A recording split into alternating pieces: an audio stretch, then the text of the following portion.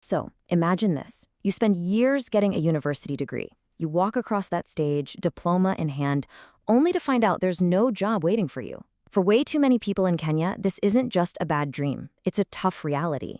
But there's a new initiative trying to completely flip the script on this, to turn graduates from people looking for jobs into people who create them. You know, for thousands of students all across Kenya, that moment of graduation, which should feel like this huge triumph, right? It actually becomes the start of this incredibly frustrating journey. They've got the degree, they've got the knowledge, the ambition, but the job market, it's just not big enough to absorb all that talent. So what do you call this problem? Well, the source material actually has a pretty powerful name for it, the crisis of the comrade. It's a term that really captures this widespread issue where a shrinking job market creates some very real, very serious challenges, not just for one person, but for the entire country. And when you have this massive pool of super smart, educated young people who have nowhere to channel their skills, the fallout is serious. Of course, you get widespread frustration and what's called underemployment, graduates taking jobs that are way below their skill level just to get by. But the risks are even bigger than that, from potential radicalization to a massive brain drain that just bleeds the country of its best and brightest. Okay, so how on earth do you even begin to tackle a problem this massive? Well, an initiative called the Future Leaders Lab says you can't just sit around and wait for more jobs to magically appear.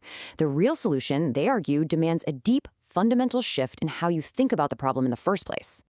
And this, right here, is the game-changing question. It's the pivot for the entire strategy.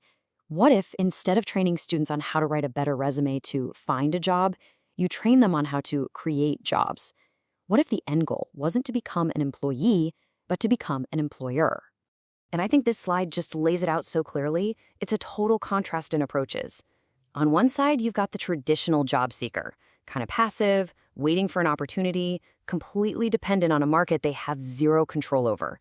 But on the other side, you have this proactive wealth creator, someone who's actively scanning the horizon, looking for gaps in the economy, and then building brand new businesses to fill them.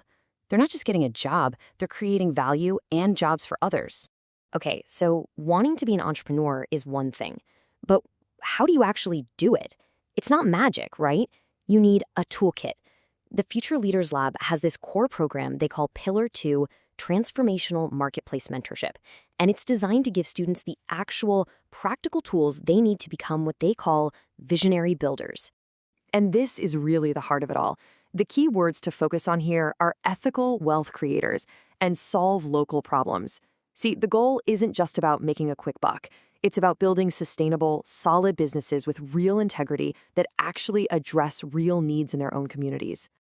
And here's where it gets really practical. This isn't just fluffy ideas, it's a step-by-step toolkit.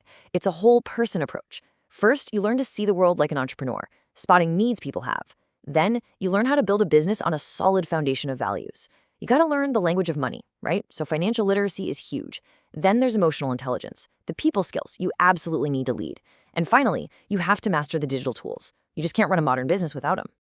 Okay, this all sounds amazing on paper, right? But what does it actually do? What's the real-world impact?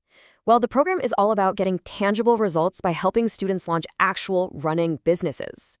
And get this, they are not thinking small. The goal is to support the launch of 1,000 new student-led businesses. That's a huge number. This isn't some weekend seminar.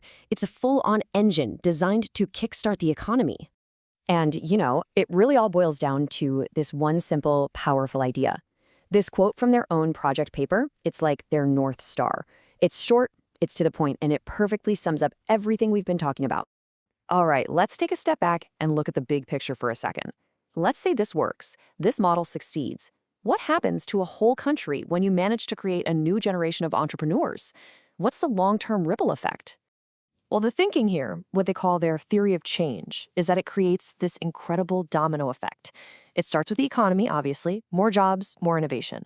But it goes so much deeper than that.